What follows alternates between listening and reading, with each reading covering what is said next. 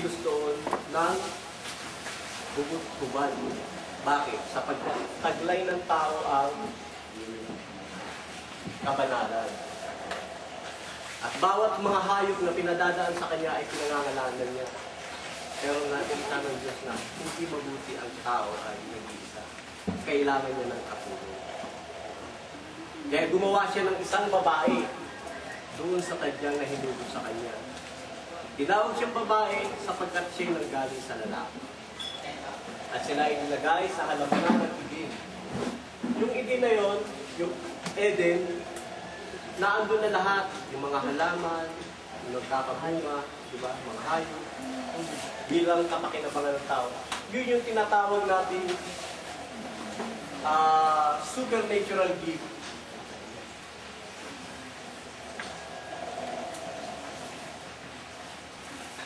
Yun ang supernatural gift na ibinigay natin sa tao. Kumbaga sa pre-eternal, kasi meron siya kung tinatawag na immortality.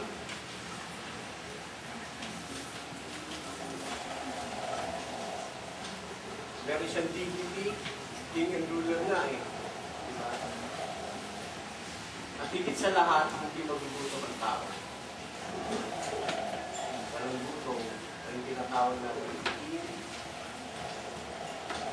passive.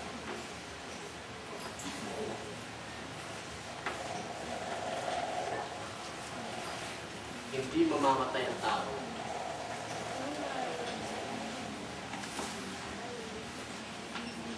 May dangal.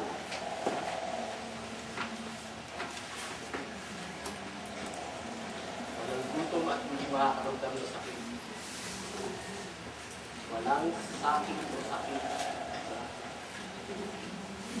Passive. Sa loob ng paraiso, yun ang supernatural gift na ibinigay ng Diyos. Kaya ilagay siya sa halamanan ng Eden, doon naglagay ang Diyos ng dalawang punong kahoy. Yung punong kahoy ng buhay at yung punong kahoy ng kalaman ng masama at mabuti. Bakit inilagay yan? Para yung preternatural gift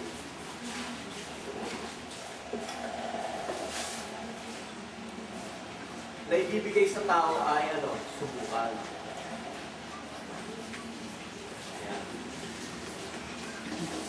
Preternatural gift kasi ang tao dapat siya, kung siya'y nakapasa sa pagsubok ng Diyos, di ba? Dahil naglagay nga ng masama at mabuti bilang binibigyan na sila ng Diyos. Huwag mo siyang lipuin o kanin sapagkat tiyak na mamamatay kayo. Kaya lang si babae, kung hindi naman siya ang binilinan, habang siya'y naglalakad, gumana yung kanyang sinisita ng ahas, gumana yung kanyang pansaman, narinig ng tenga, nakita ng mata. Sabi niya sinabi ng ahas, tinukso siya. Sinabi ba ano ba ang sinabi ng Diyos? Kaya sabi ng babae, ang sabi niya, baka kami mabatay pagka kinain namin yung bunga ng punong kahoy ng masama ay kaalaman ng masama. Parang hindi sigurado kasi sa baka mamatay kami. Parang si ahas, hindi ito ang pinagbilinan. Base sa litang baka, meron sa daw, pag-aalinlangan. Parang yun ang sinamantala ng negatibo spirit. Ang ahas doon ang pinakapuso sa lahat ng ginawa ng Diyos. Diba? Kaya siya rin ang ginamit ng Diablo. Doon makikita natin ang ahas nagsasalita. Sabi nga parang yung ahas nagsasalita. Bakit? Kasi ang ahas, siya yung ginamit ng demonyo. Pero hindi naman pinag-ito bakit may demonyo.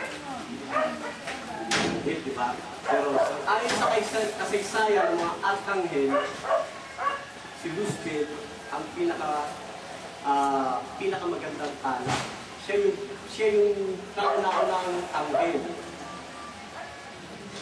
maganda na naghangad ng kapangyarihan. Siya yung wala silang gender. Parang pagdating doon, walang lalaki, walang babae. Ngayon, naghangad siya. Bakit sa kagandahan niya, di ba? Parang gusto niyang matulad sa Diyos. Gusto niyang magkaroon ng kapangyarihan. Kaya nagkaroon ng, ng Diyos. O sige, bigyan kita ng kapangyarihan. Ayan. Pinagkalaw mo siya. Parang nagkaroon siya ng, tawag dito, pride. Dahil maganda siya, may kapangyarihan. Ginusto niya naman ngayon yung trono ng Diyos. Gusto niyang higitan ng Diyos. Pwede bang tumigit ang isang alipin sa kayong Panginoon sa lupa ng hindi? Ang isang nilikha sa liga, diba hindi? Pero kaya binigyan siya ng Diyos. O sige, lahat ng susunod sa iyo, isama mo kasi pinabulusot siya ng Diyos. Nung nagsalita siya, no sir, ayaw yung maglipot sa Diyos. Nilabanan niya ang kalooban ng Diyos. Kaya siya ay pinabulusot. Hindi niyo ba na yung invitation ng ating kapatid ng bago? Si Lucifer ang pinakamagandang anghel ng Diyos. Lucifer. Kaya lang, dahil nasa paghahangad ng kapangyarihan, pinabulusot siya. Ngayon, dahil sa gusto niyang mahigitan ng Diyos, nag-i-induce siya ng laban sa Diyos. Kung ang Diyos ay puro katotohanan ng kabutihan ng ituturo, siyempre sa kanya, yung laban sa Diyos. Yung puro kasamaan, diba? Kaya dito sa daigdig, ang laban, kasamaan at kabutihan. Nawala.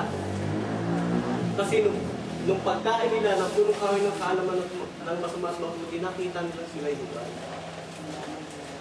Diba? Kaya yung intended sa kanila na dapat sila ay mamuhay ng sobrenatural, naging subnatural. Diba?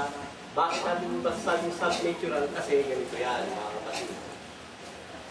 Nung makita nilang sila ay hubot-hubad, diba? Pumasok sa kanila yung unang kasalanan dahil sa pagsuway sa lababo.